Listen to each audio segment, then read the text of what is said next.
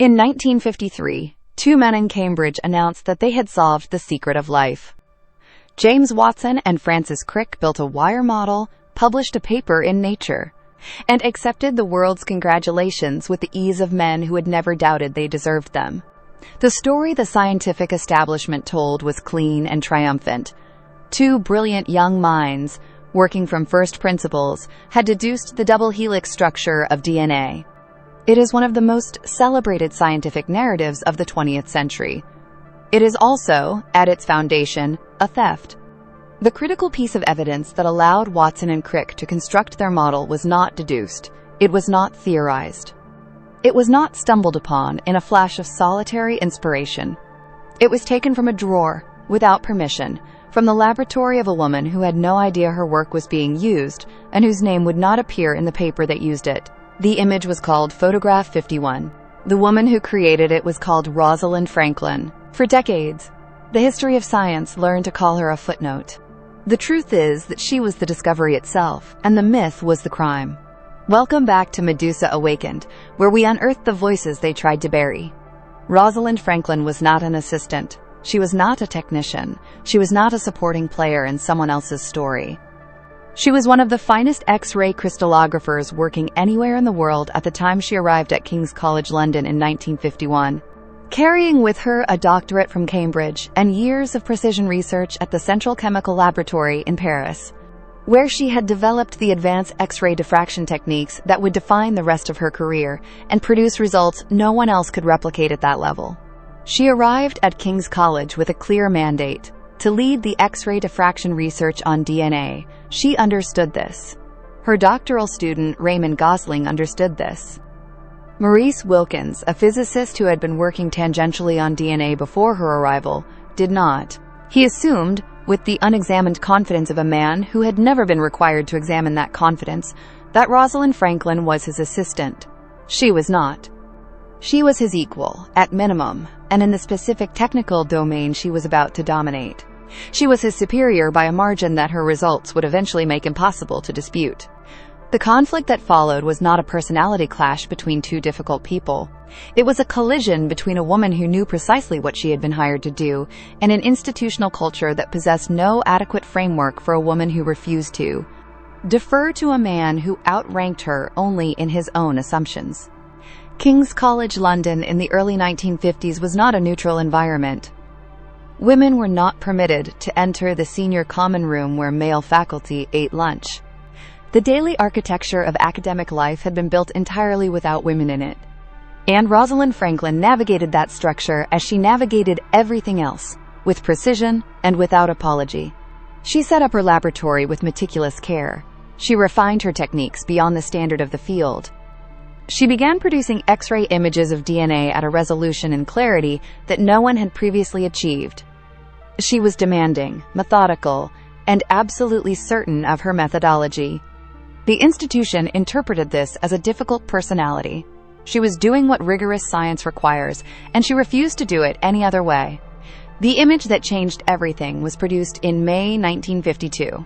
Rosalind Franklin and her graduate student Raymond Gosling had been working to isolate two distinct forms of DNA, the A form and the B form, and to image each separately using X-ray diffraction.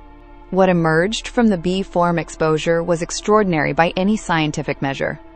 The photograph showed a clear, unmistakable X-shaped pattern of diffraction spots, symmetrical and precise.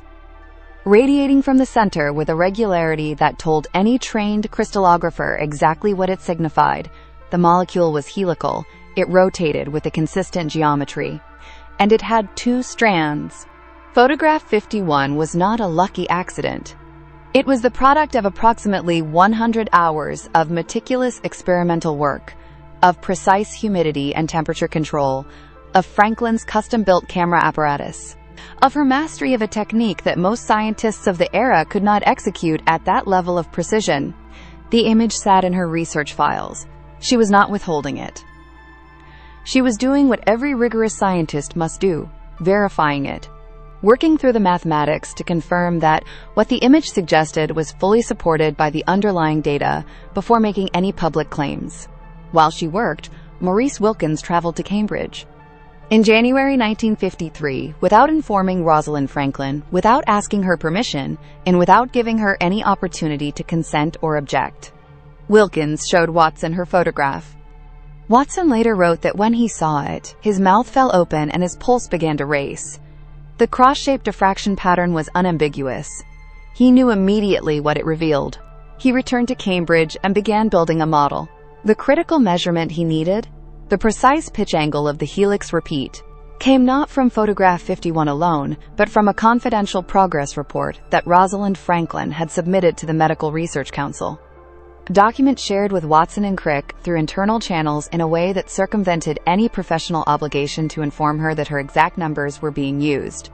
Within weeks, Watson and Crick had completed their famous double helix model. They submitted a paper to Nature. They did not contact Rosalind Franklin. They did not tell her that her data had formed the structural backbone of everything they had built. She learned about the publication the way the rest of the world did, after it appeared in print. Rosalind Franklin left King's College in 1953 under conditions that included an explicit prohibition on continuing to work on DNA. She moved to Birkbeck College, where she built a new research program on the structural analysis of viruses, work that was groundbreaking and produced results of lasting scientific importance, demonstrating that her abilities extended far beyond the single image that history would eventually reduce her to. But the story of what had been taken from her was not finished. Watson wrote a memoir, published in 1968, a decade after Franklin's death, presenting the story of the discovery of the double helix in his own voice and with his own priorities about who had mattered and who had not. In the book, Rosalind Franklin is Rosie. No one called her that in life. She found informal diminutives of her name discourteous. Watson used it anyway as a signal, as a way of positioning her beneath him before the first chapter ended. The Rosalind Franklin of Watson's book is difficult, humorless, and incapable of interpreting the data she herself had produced. She is described primarily through her appearance, as though her clothes and her hair and her manner were the relevant data about a scientist of her caliber. She is the obstacle in the triumphant story of male genius, the negative space against which the real scientists are made bright. The book became a bestseller. The scientific community absorbed it without meaningful objection. Colleagues who knew that Franklin's data had been used without her knowledge did not organize a public response. They allowed a dead woman to be publicly caricatured by the man who had benefited most from her work, and the institution processed this as an acceptable outcome. If you believe history has been engineered to produce lone male gods while erasing the women who built the altars they stand on, subscribe to Medusa Awakened. Let us rewrite the narrative together. Rosalind Franklin died in April 1958. She was 37 years old. The ovarian cancer that killed her was almost certainly connected to the cumulative X-ray radiation she had absorbed across years of close experimental work. Radiation she had directed at biological samples with instruments she had herself designed and calibrated. Radiation that had produced the clearest images of molecular structure the scientific world had ever seen. She did not know, before she died, the full extent to which her work had been used without her knowledge or consent in 1953. Her private letters suggest she understood that something had gone wrong in the handling of her research. But she did not have access to the internal account of how directly photograph 51 and her MRC report had shaped the Watson-Crick model. She spent her final months working because she did not know how to stop, because the science mattered to her more than the recognition she was never given. She was producing results of genuine significance until her body made it impossible. In 1962, 4 years after her death, the Nobel Prize in Physiology or Medicine was awarded to James Watson, Francis Crick, and Maurice Wilkins for the discovery of the structure of DNA. The Nobel Prize cannot be awarded posthumously. This rule is framed as institutional principle. In this specific case, it functioned as a permanent shield, arranged with perfect convenience for the 3 men who received the prize and perfect finality for the woman who could not. Franklin's name appeared in the acceptance speeches in the way a name appears when the speaker needs the mention to feel like acknowledgement without constituting one.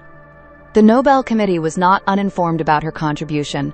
The scientific establishment was not unaware of the circumstances. They made a decision. The decision was to give the prize to the living and leave the dead where history had already placed them. Every time science sequences the human genome, Every time gene editing changes a life, every time the structure of DNA is used to understand a disease or identify a person. The foundational image at the center of that work traces back to photograph 51. The image Rosalind Franklin produced in May 1952 from a laboratory built with her own expertise, using techniques she had spent years perfecting. Through hours of experimental precision that no subsequent accounting has fully captured, the double helix was not discovered by two men who were simply smarter than everyone else. It was made visible by a woman whose technical mastery revealed what could not otherwise have been seen. They took her photograph. They used her measurements. They published without her name. They collected the prize after her death, made it permanently safe to exclude her. And then, one of them wrote a book that converted her into a cautionary portrait of the difficult woman that serious science had to work around.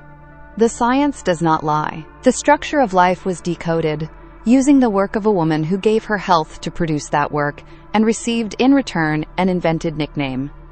A defamatory portrayal in a best-selling memoir, and a footnote in the Nobel record. Her name was Rosalind Franklin. The double helix carries her signature in every strand it describes. And every time we read the Code of Life, we are reading through the precision of a woman whose name should have been the first one on the paper that changed everything. Her name was Rosalind Franklin. She made the invisible visible. They used her eyes to win their prize. The helix remembers.